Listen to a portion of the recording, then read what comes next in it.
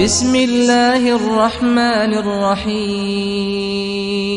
السلام علیکم ورحمۃ اللہ وبرکاتہ۔ خلافت فاروقی کا سب سے نمایاں وصف عدل و انصاف ہے۔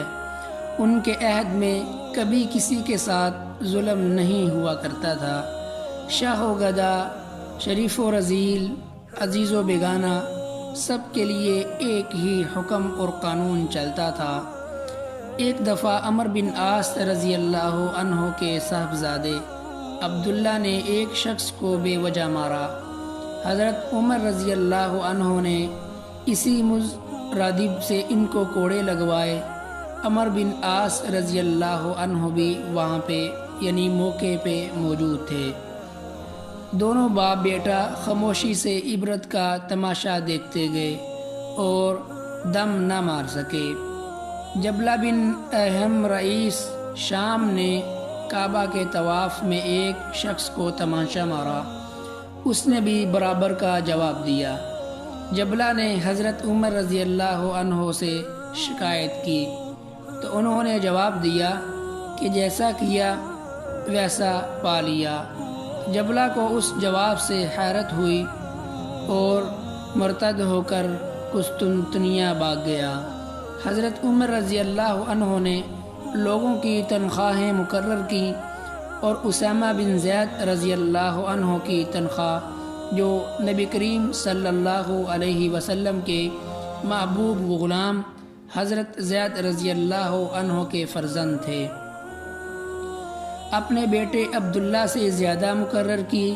عبداللہ نے عذر کیا کہ واللہ اسامہ کسی بات میں ہم سے بلند نہیں، فائق نہیں۔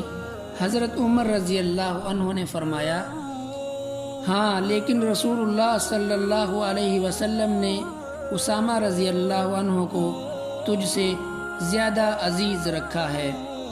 فاروقی عدل و انصاف کا دائرہ صرف مسلمانوں تک محدود نہ تھا، بلکہ ان کا دیوان عدل مسلمان، یہودی اور عیسائی سب کے لیے یکساں تھا۔ قبیلہ بکر بن وائل کے ایک شخص نے حرا کے ایک عیسائی کو مار ڈالا۔ حضرت عمر رضی اللہ عنہ نے لکھا کہ قاتل مقتول کے ورثاء کے حوالے کر دیا جائے۔ چنانچہ وہ شخص مقتول کے وارث کو، جس کا نام حنین تھا، سپرد کیا گیا اور اس نے اس کو مقتول عزیز کے بدلہ میں قتل کر دیا۔ حضرت عمر رضی اللہ عنہ نے ایک کہن سال کو گداگری کرتے دیکھا۔ پوچھا، تو بھیک مانگتا ہے؟ اس نے کہا، مجھ پر جزیہ لگا دیا گیا ہے، حالانکہ میں بالکل مفلس ہوں، غریب ہوں۔ حضرت عمر رضی اللہ عنہ اسے اپنے گھر لے آئے اور کچھ نقد دے کر محتمم بیت المال کو لکھا کہ اس قسم کے ذمہ مساکین کے لیے بھی وظیفہ مقرر کر دیا جائے۔ واللہ یہ حضرت عمر کا انصاف تھا۔ یہ انصاف نہیں کہ ان کی جوانی سے ہم متمتع ہوں اور بڑھاپے میں ان کی خبرگیری نہ کریں۔ حضرت عمر رضی اللہ عنہ کا یہ بیان تھا۔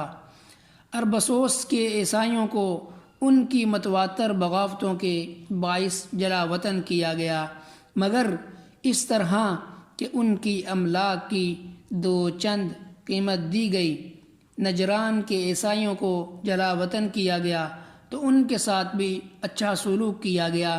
تو محترم، یہ حضرت عمر فاروق رضی اللہ عنہ کی یہ خلافت کا نمایاں وصف تھا کہ حضرت عمر رضی اللہ عنہ نے اپنی زندگی کے اندر یعنی اپنی خلافت میں عدل و انصاف کے ترازو کو قائم رکھا اور اس پر ڈٹے رہے۔ اللہ حضرت عمر فاروق رضی اللہ عنہ جہاں بھی لیٹے ہیں ان کی قبر پر کروڑوں اربوں رحمتیں نازل فرمائے۔ السلام علیکم ورحمۃ اللہ وبرکاتہ۔